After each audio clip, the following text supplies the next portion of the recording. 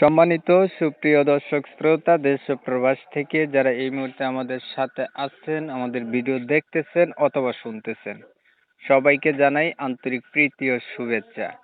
বন্ধুরা, আমি এই মুহূর্তে কথা বলছিলাম সুইট সুন্দরী মিষ্টি অপরূপা পদ্মাশীল একটি আপুর সাথে। মিষ্টি কণ্ঠের অধিকারী এই আপুটি প্রতিবেদন করবে। কয়েকদিন আগে থেকেই যোগাযোগ করছিল আমার সাথে। কেন আসলো প্রতিবেদনে, বিস্তারিত ভিডিওতে থাকছে। অবশ্যই আপনারা ভিডিওটা কন্টিনিউ করবেন। আসসালামু আলাইকুম।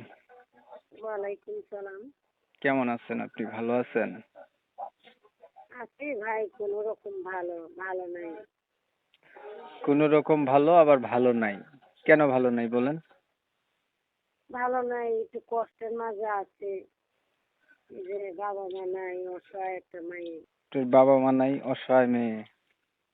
বাবা মা কোথায় গেছে আপনার? বাবা ছোটকালে মারা গেছে। মা কিছুদিন আগে গেলেন, মা স্ট্রোক করে মারা গেছে। কষ্টে আছি না। কষ্টে আছেন। প্রতিবেদনে কেন আইছেন? কষ্টে আছেন, এখন কি চাইতেছেন প্রতিবেদনে এসে? প্রতিবেদনে আসছি যে একটা ছেলে আছে, মাদ্রাসায় পড়ে, বাবা মার কথা শুনি নেই, দেখা ভালো। মনে করেন একটা ছেলের কাছে বিয়া বলছিলাম, ছেলেটা ভালো না, অনেক কষ্ট আছে। বাচ্চাটা হওয়ার পর ভালো না দেখে আমি নিজেই তালাক দিয়ে দিচ্ছি। কষ্টে আছে, নিজের একটু আশ্রয় জায়গা দরকার, ভালো একটা লোক দরকার, এর লেগে প্রতিবেদনে আইছি। আচ্ছা, আমি একটু বুঝাই বলি, ক্লিয়ার করি বিষয়টা। আপনি হচ্ছে বিবাহিত, আপনার বিয়ে হয়েছিল, আপনার একটা বাচ্চা আছে, ছেলে বাচ্চা।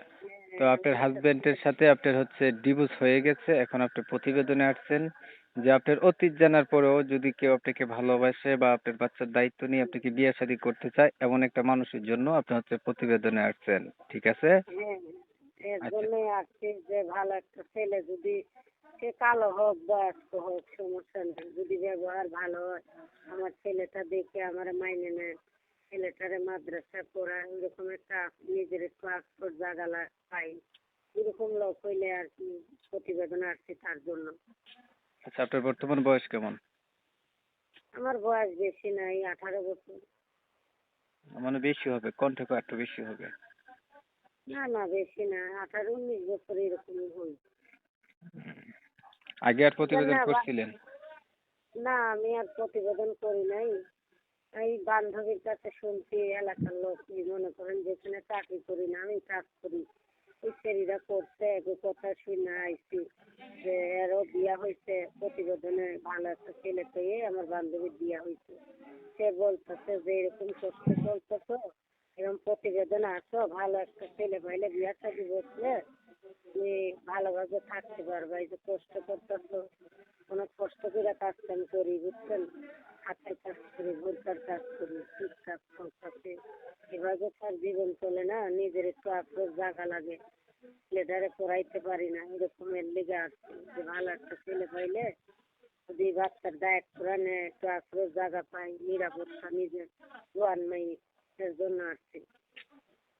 ঠিক আছে, বুঝতে পারছি। আপনি ভালো থাকবেন। দর্শক শ্রোতা, আপনারা শুনতে পারছেন উনি কেন আসছে প্রতিবেদনে। তবে আন্তরিকভাবে দুঃখিত, আমি ওনার নাম ঠিকানা নিতে পারতেছি না। আপনারা অবশ্যই ওনার কাছ থেকে জেনে নেবেন। ইউটিউবের গাইডলাইনের কারণে আমি এটা নিতে পারিনি। ওনার কাছ থেকে আপনারা জেনে নেবেন।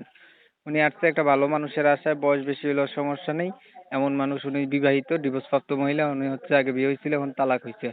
তো এখন ওনার এগুলা জানার পরে যদি আপনাদের কাছে ভালো লাগে, চাইলে ওনার সাথে কথা বলতে পারেন। নাম্বার আছে ভিডিওতে। অনেক সময় নিয়ে আমার সাথে ছিলেন, ভিডিও দেখছেন। এমএসকে টিভির পক্ষ থেকে সবাইকে জানাই ধন্যবাদ। সবাই ভালো থাকবেন, সুস্থ থাকবেন।